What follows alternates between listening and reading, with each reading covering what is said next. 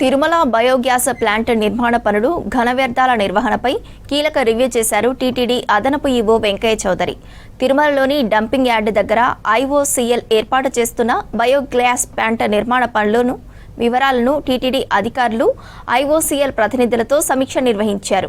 Biogas plant పనులను పూర్తి చేసి 2026 జనవరి నాటికి అందుబాటులోకి తీసుకువచ్చేలా సంస్థ ప్రతినిధులకు అవసరమైన సహకారం అందించాలని ఇంజనీరింగ్ అధికారులను ఆదేశించారు అదనపు ఈవో.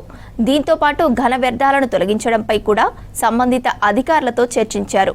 పైప్ లైన్ పనులను పూర్తి చేసి గ్యాస్ ప్లాంట్ అవసరాల మేరకు విద్యుత్ కనెక్షన్ అందించేందుకు తక్షణ చర్యలు చేపట్టాలని చెప్పారు.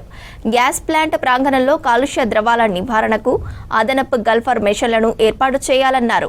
టీటీడీ రవాణా భాగం సమన్వయంతో ట్రాక్టర్లకు రిజిస్ట్రేషన్ ప్రక్రియ వేగవంతం జరిగేలా చర్యలు తీసుకోవాలని ఆదేశించారు. అన్నప్రసాద కేంద్రంలోని కిచెన్కు బయోగ్యాస్ సరఫరా చేసేందుకు ఐఓసీఎల్ చేపట్టే బర్నర్ మాడిఫికేషన్ పనులకు అయ్యే ఖర్చును టీటీడీ భరించేందుకు ఓకే చెప్పారు అదనపు EO. So instead of delaying the project, let's go ahead with the approved plan. Yes, sir.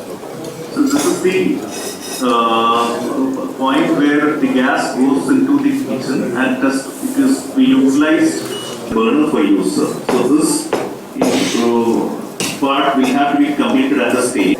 The gas boiler connection and gas connection conversion cost. You know that is expected, so there is a small sheet there also.